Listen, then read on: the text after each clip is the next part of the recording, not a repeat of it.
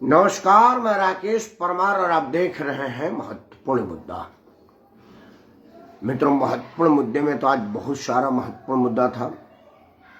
बहुत सारे ऐसे मुद्दे थे जिस पर चर्चा की जा सकती थी। आज भारत के पवित्र तीर्थस्थल पर एक हेलीकॉप्टर दुर्घटना हुआ है।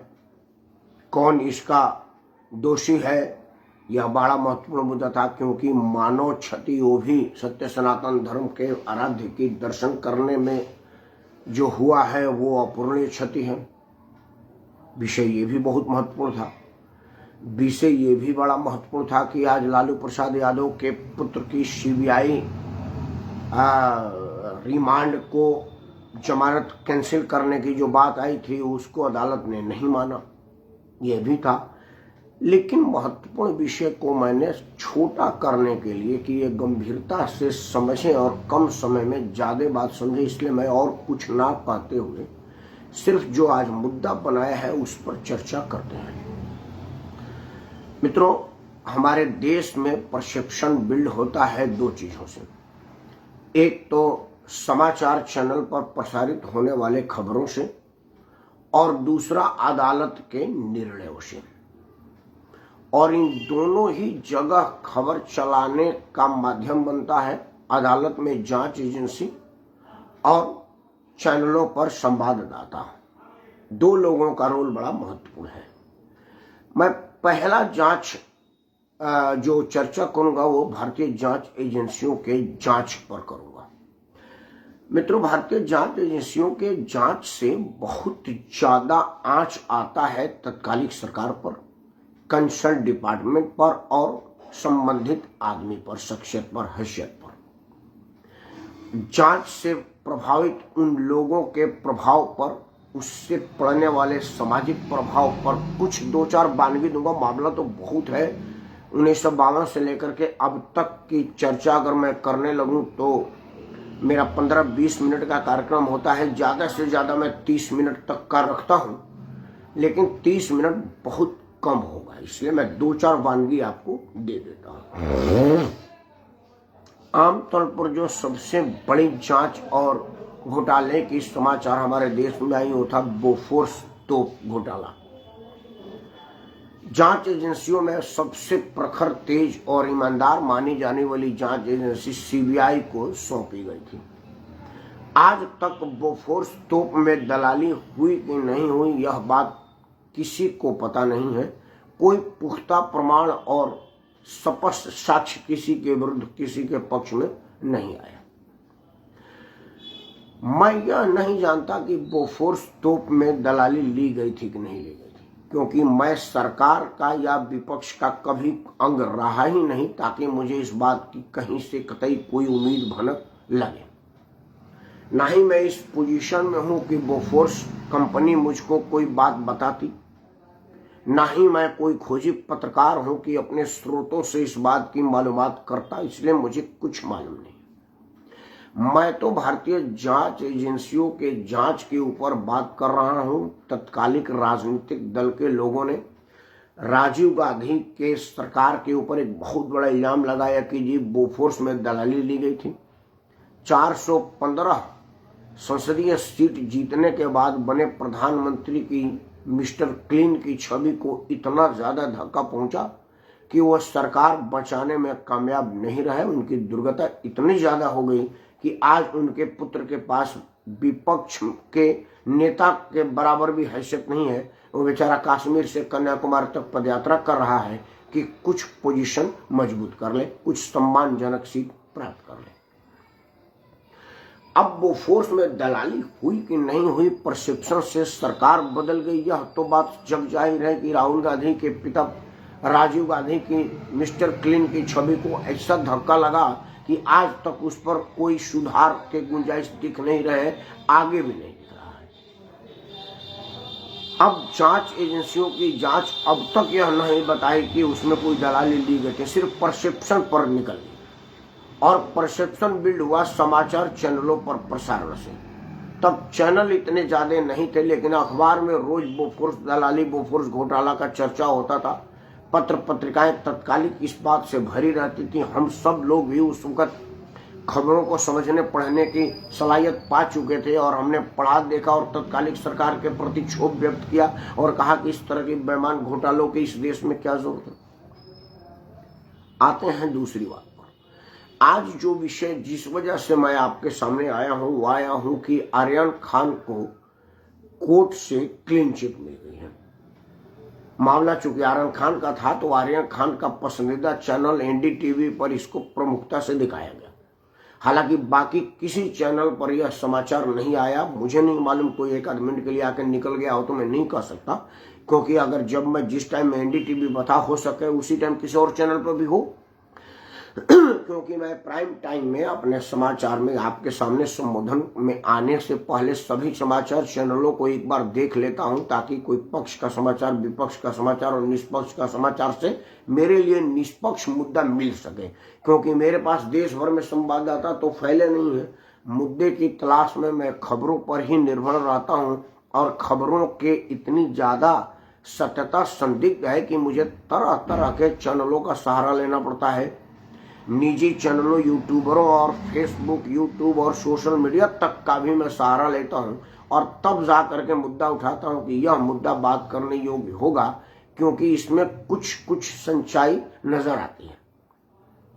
इसीलिए मैं इसको उठाया। आर्यन खान को क्लीन चिट मिल गई। अब इसमें दो मामला बड़ा महत्वपूर्ण बनता है। देखिए, मेरा आर्यन खान के प्रति कोई संवेदना नहीं है, क्योंकि वो सब के सब करप्ट, कुकर्मी और कमीन टाइप के लोग हैं। उन पर किसी तरह की संवेदना व्यक्त करने की आवश्यकता नहीं है। गटर बुड के रहने वाले लोग हैं, वो गटरीय लोग हैं और नरकीय जीवन है उनका। मेरा ये प्रथम दृष्टिया मानना है। लेकिन यह भी परसेप्शन मैंने खबरों में देख करके पत्र पत्रिकाओं में उनके विषय में छपने के बाद ही तो बनाया है। अगर पत्र पत्रिका में खबरों में ही गलत परसेप्शन बिल्ड कर गई है तो मैं तो दोषी हूं नहीं। बेमतलब उस धर्मात्मा के लिए मैं इतनी गंदी परसेप्शन रखता हूं, क्योंकि आर्यन को मैं कहीं मिला नहीं, ना ही आर्यन मुझे मिला है, ना ही आर्यन देश का प्रधानमंत्री और राष्ट्रपति है जिसके विषय में मुझे जानने की उत्सुकता, जरूरत और आवश्यकता हो। वो बेमतलब नारकीय आदमी है, मैं उसके विषय में जान के क्या करूंगा। मेरा एक अपना स्तर है, मेरा एक अपना हैसियत है, मेरा जो समाज में स्टेटस है और मैं जो खुद में अपने आप को बनाया हुआ हूं वो इस स्तर पर तो है नहीं कि मैं आर्यन जैसू के विषय में, अरे उसके बाप के विषय में मैं जानना जरूरी नहीं समझता। तो आर्यन की क्या औकात है। लेकिन आर्यन एक भारत का नागरिक है, टैक्स पेयर का बेटा है और शायद वो भी टैक्स देता होगा। तो एक भारत के सम्मानीय शहरी के चरित्र की हनन अगर समाचार चैनलों पर व्यवस्थित तौर से की जा रही है तो यह तो चिंता का विषय है और हम सबको इस विषय में चिंता तो करना ही चाहिए। चिंता इसलिए करना चाहिए कि भाई चाहे वो चरित्रहीन ही आदमी क्यों न हो, अगर उसके विरुद्ध परसेप्शन समाचार चैनलों पर बिल्ड हो रही है कि वो खराब है, कुकर्मी है, बेकार है, बेहुदा है, बेईमान है, दरबाज है, चर्सी है, पियक्कड़ है, नालायक है, नकारा है, तो यह गलत है। अगर तो ये बड़ा गलत है और अगर सही है तो बिल्कुल सही है। और अगर जांच एजेंसी के द्वारा वो गिरफ्तार किया जाता है, कई दिन तक जेल में रहता है, जमानत कई बार कैंसिल होती है और फिर बाद में जमानत मिलता है, तो दो बातें इस पर चिंता की है जिस पर चिंतित होना चाहिए हम जैसे लोगों को। पहला बात कि अदालतों ने किस बेस पर उसको कस्टडी दिया था, क्योंकि हमारे यहाँ अदालत निष्पक्ष है, वो किसी प्रलोभन में नहीं है, यह बात मैं मानता हूँ, सर्वविदित सत्य ही है। तो अदालतों को क्या लगा, फिर मैं मानता हूं कि भाई देखिए अदालत तो अंधा आंख पर पट्टी बांधा हुआ है, उसको जो जांच एजेंसियां दिखाती है उसको भरोसा करती है और उसी के बेस में फैसला देती है। तब महत्वपूर्ण रोल आ जाता है जांच एजेंसियों का।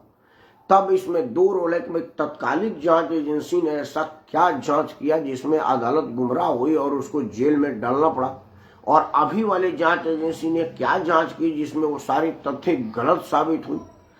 तो इसमें कोई ना कोई तो दोषी है, या तो तत्कालिक जांच एजेंसी जिन्होंने आर्यन खान पर इतना ज्यादा जुर्म साबित कर दिया था कि अदालत को उसे गिरफ्तार करना पड़ा, और अभी वाला ने बिल्कुल ऐसा उसके उलट पाया है।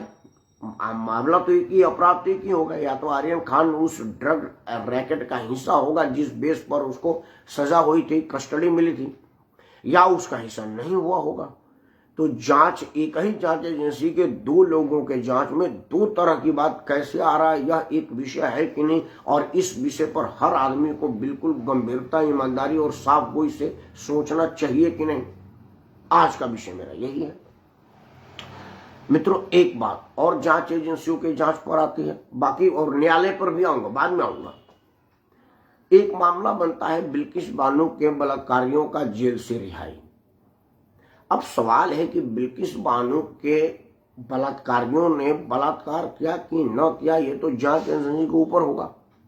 और जांच एजेंसी ने ऐसी कौन सी रिपोर्ट दी जिसमें बिल्किस बानो के उन बलात्कारियों को गिरफ्तार किया गया, और बाद में ऐसी क्या साक्ष्य मिला, दस्तावेजी सबूत मिला, जिससे अदालत को उसको छोड़ने पर मजबूर होना पड़ा।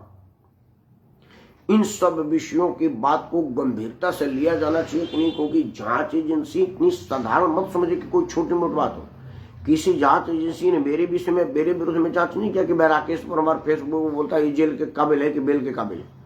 वो परसेप्शन की बात है। शाहरुख खान का एक छवि है। शाहरुख खान कई लोगों का हीरो है, हालांकि मेरे लिए वो नकारा आदमी है। मेरा हीरो तो अब्दुल कलाम आजाद है, अगर मुसलमान की बात मानी जाए तो। अगर मुसलमाने को माने तो मैं अब्दुल कलाम आजाद को अपना हीरो मानूंगा, जिन्होंने बम तकनीकी भारत को दी थी, जो भारत का राष्ट्रपति तक पहुंचे थे। मेरा हीरो वो फाइटर चलाने वाला है। मेरा हीरोइन वो शिवांगी सिंह है, जो विमान उड़ाती है, फाइटर प्लेन उड़ाती है। तो मेरा हीरो हीरोइन है। ये शाहरुख फारूक मेरे लिए नकारे लोग हैं, मैं तो इनको थूकना पर पसंद नहीं करूं। लेकिन मेरे एक से तो नहीं है, 130-135 करोड़ आबादी में बहुत सारे ऐसे लोग हैं जो उन लोगों को मानते हैं, उनको देखना चाहते हैं, उनको छूना चाहते हैं, उनका ऑटोग्राफ चाहते हैं, सेल्फी लेना चाहते हैं। उनके जन्मदिन पर घंटों घंटों धूप में सड़क के किनारे खड़े रहते हैं कि एक बार अपने बुद्ध से आके ऐसे ऐसे कर दे, उनका मनोकामना पूर्ण हो जाए। जैसे हम वैष्णो देवी जाते हैं तो कई लोगों के लिए वो भगवान के बराबर है, तो उन लोगों का भी भावना का ख्याल रखना पड़ेगा। तो जो आदमी किसी के मन मस्तिष्क में भगवान की बराबर की हैसियत रखता हो, उसका अगर मान मर्दन, चरित्र हनन जांच एजेंसियों की गलत मंशा से हो रहा है, तो अब इससे बड़ा गलत बात तो कुछ हो नहीं सकता। मित्रों, मेरा मांग है कि इन जांच एजेंसियों के विरुद्ध जांच कब होगा और कौन करेगा, और उसमें कितनी ईमानदारी और तटस्थता होगी, क्योंकि यह सब चीजें भारत के परसेप्शन पर असर डालता है। जांच एजेंसियों के जांच एजेंसियों के बयान और जांच एजेंसियों के सवाल का इंपैक्ट जान लीजिए। एक उदाहरण काफी है। जैसा कि मैंने एक उदाहरण दिया कि राजीव गांधी का सरकार सिर्फ इस इल्जाम में चला गया था कि उन्होंने बोफोर्स तोप में दलाली ली गई है जब उनकी सरकार थी। अब तक साबित नहीं हुआ, लेकिन कांग्रेस की सरकार चली गई। उसी तरह का एक जांच एजेंसी है सीएजी जांच agency, chief accountant general, Bharat के महान नियंत्रक लेखा। उनमें विनोद राय जी हमारे तरफ के थे, आईएएस अफसर थे और सीएजी बने थे। उन्होंने एक जांच रिपोर्ट को सार्वजनिक किया कि भाई 1,76,000 करोड़ कोयला में घोटाला हुआ है, जो हम कोलगेट अलॉट किए थे। उसके एक बयान, एक स्टेटमेंट पर कांग्रेस की 10 साल पुरानी सरकार मनमोहन सिंह की मिस्टर क्लीन की छवि वाली बर्बाद हो गई। उस वक्त उस सरकार को तहस नहस करने में विनोद राय, रामदेव यादव और कुछ लोगों का योगदान था।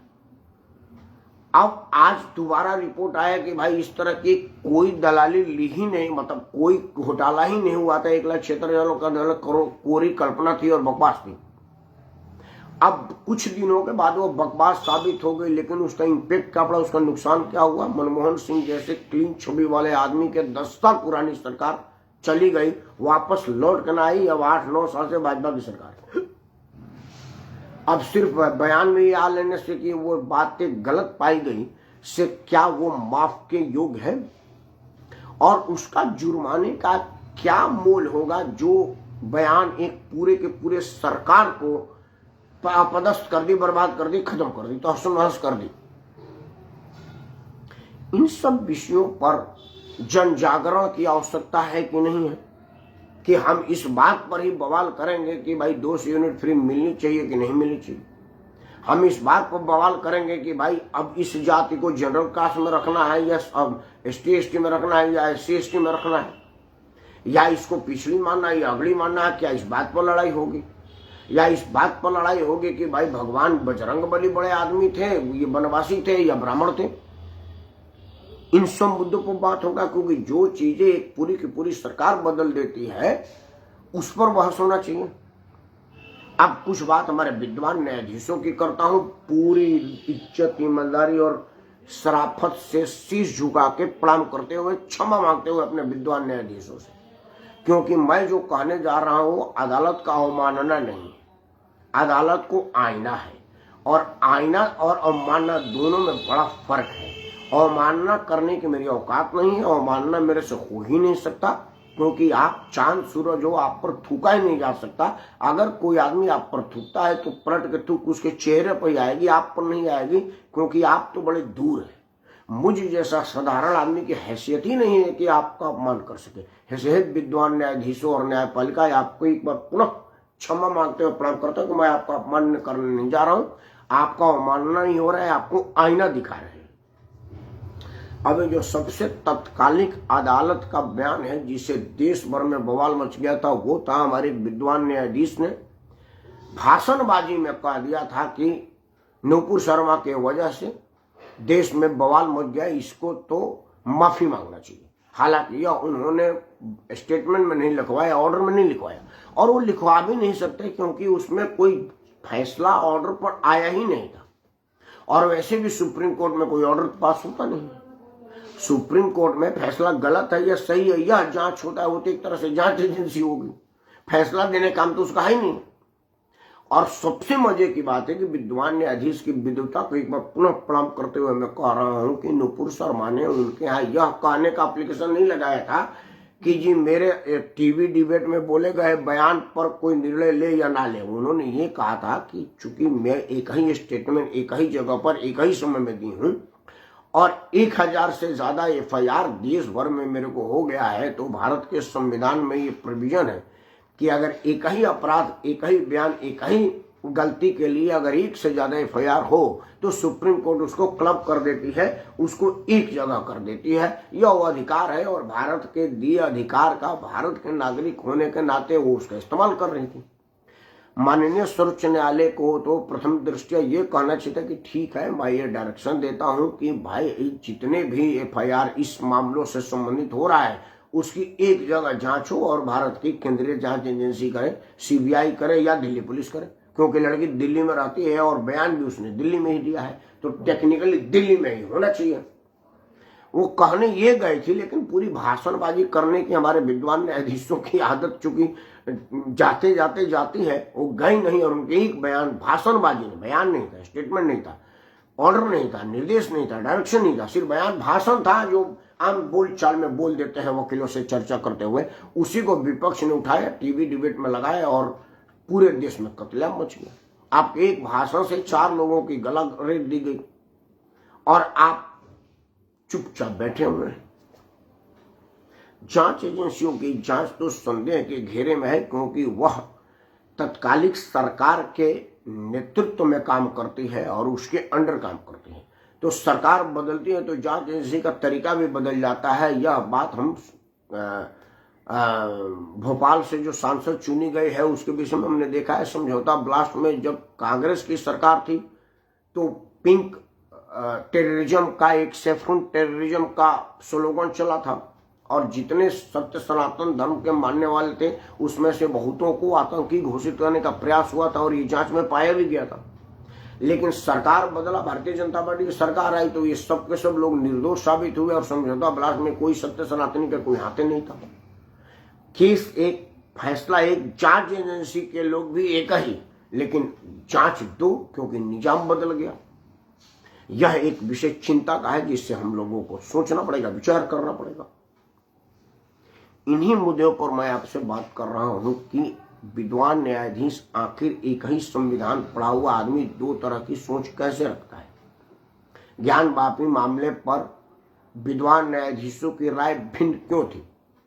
मैं बड़ा चिंतित हो जाता हूं, क्योंकि जो तीनों जज बैठे थे, 4 बज 5 बज जितने जजों की बेंच बैठी थी, वो सबके सब भारत का ही संविधान पढ़े थे। जो वकालत उन्होंने पढ़ाई की थी, वो एक ही वकालत का सब्जेक्ट पूरे देश भर में लागू है, उसको पढ़ा था। और जिस आईपीसी सीआरपीसी जिसके अंतर्गत वो फैसला दे रहे हैं, वो सीआरपीसी भी पूरे देश में एक ही लागू है, आईपीसी भी एक ही, पेनल कोड एक ही लागू है। जो भारतीय दंड विधान की धाराएं सब एक हैं, तो स्टेटमेंट दो तरह का क्यों, फैसला दो तरह का क्यों, विचार दो तरह का क्यों? तो क्या विद्वान न्यायाधीशों के विद्वता पर फैसला होता है? संविधान का कोई मतलब नहीं, आईपीसी सीआरपीसी का कोई मतलब नहीं। भारतीय दंड विधान में कुछ भी लिखा हो, जज साहब को जो मन आएगा वही कहेंगे, खाता ना वही जो जज के मन में आए वही सही। क्या इस तरह की कोई फैसले भारत सरकार में या भारत के न्यायाधीश में या न्यायपालिका में हो रहा है क्या? अगर ऐसा है तो यह चिंता का विषय है, इस पर पुनर्विचार की आवश्यकता है और होना भी चाहिए। और अगर ऐसा नहीं तो विद्वान न्यायाधीशों से कोई पूछे बजा के अदब से कि भाई, जब संविधान एक है, आईपीसी एक है, सीआरपीसी एक है, और तीनों जज की क्वालिफिकेशन भी एक है, तो बयान दो तरह का क्यों, जिससे देश में बवाल मच जाता है। वही मामला ये बुर्के और नकाब वाला मामला में है। कॉलेज, विश्वविद्यालय, निजी प्रतिष्ठान में जहां यूनिफॉर्म कोड लगा हुआ है, उस यूनिफॉर्म कोड में बुर्का पहन के आना है कि नहीं आना है, यह बात संविधान के पन्ने पर लिखा होगा। वो पन्ना तो एक ही अक्षर में लिखा होगा, अंग्रेजी में या हिंदी में, मेरे ख्याल से अंग्रेजी में लिखा होगा। तो वही अंग्रेजी तो तीनों चारों जज पढ़े होंगे, तो एक ने उसको गलत परसेप्शन किया और दूसरे ने सही परसेप्शन किया। ऐसा क्यों होता है? हम तो कम पढ़े लिखे बेवकूफ इंसान यही पूछना चाह रहे, क्योंकि मेरे पास तो विद्वता नहीं है आपके बराबर। मैं कैसे समझूं कि लिखा क्या है, और जो लिखा है उसको आप अंग्रेजी का गलत अर्थ लगा रहे हो और दूसरा गलत अर्थ लगा रहे हैं। ऐसा कैसे हो सकता है? क्या है आप लोगों की पढ़ाई में कोई प्रकार अलग अलग है, या आपका पढ़ने का तरीका अलग अलग है? यह एक चिंता का विषय है।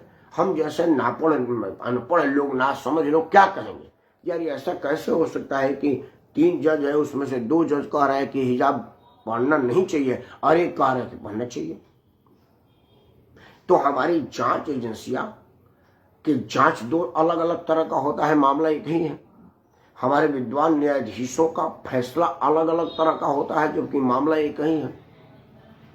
और सरकारों का डिसीजन तो खैर उस पर क्या कहना, वो तो लोकतंत्र में है और लोग के हिसाब से चलता है। लेकिन ये 2 एजेंसियां तो निष्पक्ष निष्ठुर है और भारत के संविधान के तहत काम करती है और भारत के संविधान के तहत ही करनी चाहिए। तो फिर 2 तरह का एक तरफा सोच क्यों? विषय यही था। इसी पर मैं आपसे राय मांगता हूं, आपके विचार जानना चाहता हूं और आपसे पूछना चाहता हूं कि आप इस पर क्या सोचते हैं। मैं अब तक बयान में अगर कोई न्यायाधीश इस बात को महसूस करता है कि मुझसे अदालत का अवमानना हुआ है, तो मैं एक बार पुनः क्षमा चाहता हूं। मेरा मनसा है आपको अवमानना करना नहीं है, मैं आपको अवमानना कर भी नहीं सकता, मेरी इतनी हैसियत नहीं है।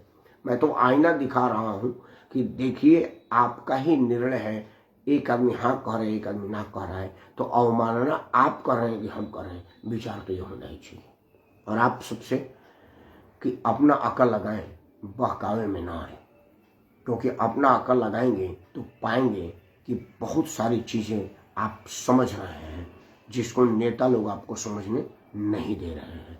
इसलिए समझिए, अपने आजू बाजू होने वाले घटनाओं को तोलिए, परिस्थिति के साथ तोलिए और अपने साथ भी तोलिए, तब जा करके आपको उसमें निश्चिततः ही कोई बढ़िया रास्ता निकल आएगा। और अगर आपको लगता है कि मैंने मुद्दा सही उठाया है, तो सबसे तो पहले इस वीडियो को लाइक करें, इस चैनल को सब्सक्राइब करें और अपने सभी समूह में साझा करें, क्योंकि साझा करने से एक फायदा होता है कि जो समस्या है वो अपने समाधान की तलाश में बहुत दूर तक जाती है, और जब बहुत दूर तक जाती है तो तुरंत समाधान लाती है। इसीलिए तुरंत समाधान के लिए तुरंत लाइक करें, तुरंत शेयर करें और तुरंत इस चैनल को सब्सक्राइब करें, ताकि आपका आशीर्वाद भी इस समस्या के समाधान में समाहित हो। जय हिंद, वंदे मातरम, भारत माता की जय और भारत के संविधान की जय।